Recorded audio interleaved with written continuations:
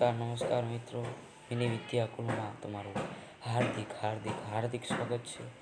તો આજે આપણે જાણવાના છીએ એસએસનું પેપર કેવી રીતે લખવું 2026માં, જેથી વિદ્યાર્થીને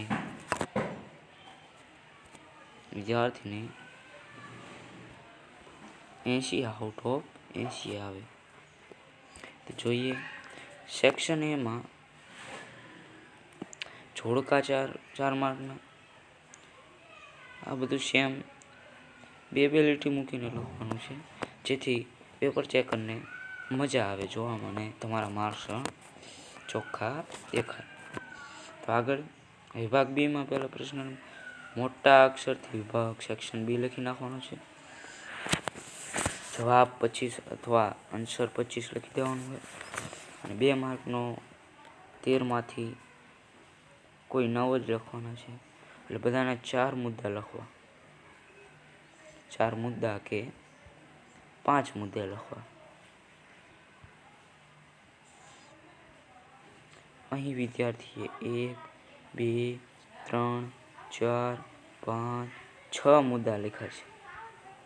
એટલે આને ટોટલ 2 માર્ક તો આસાનીથી મળી જશે.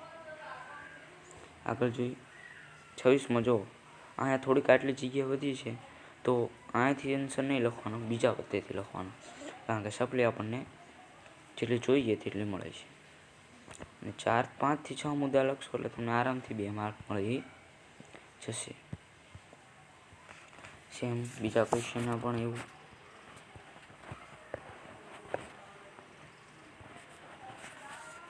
જોઈ શકો છો.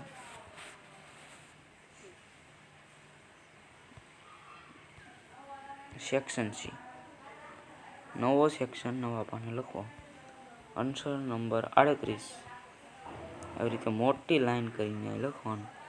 1, 2, 3, 4, 5, 6, 7 ને 8 મુદ્દા અહીંયા લખ્યા છે.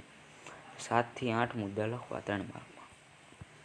બરોબર, તમે જોઈ શકો છો પેપર. સેક્શન ડી મોટા અક્ષરથી, અહીંયા નાના અક્ષરથી લખ્યું છે. સેક્શન ડી તેવી રીતે કરી શકો જો. અને 1, 2, 3, 4 4 મુદ્દા, 5, 6, 7, 8, 9, 10, 11 ને 12 મુદ્દા લખ્યા છે. 12 ને 13 સરસ કહેવાય વિદ્યાર્થીને. જો આ નકશોમાં પણ આવી રીતે દર્શાવવાનું છે, જેથી કરીને પેપર ચેક કરો તમને 80માંથી 80 આપશે. તો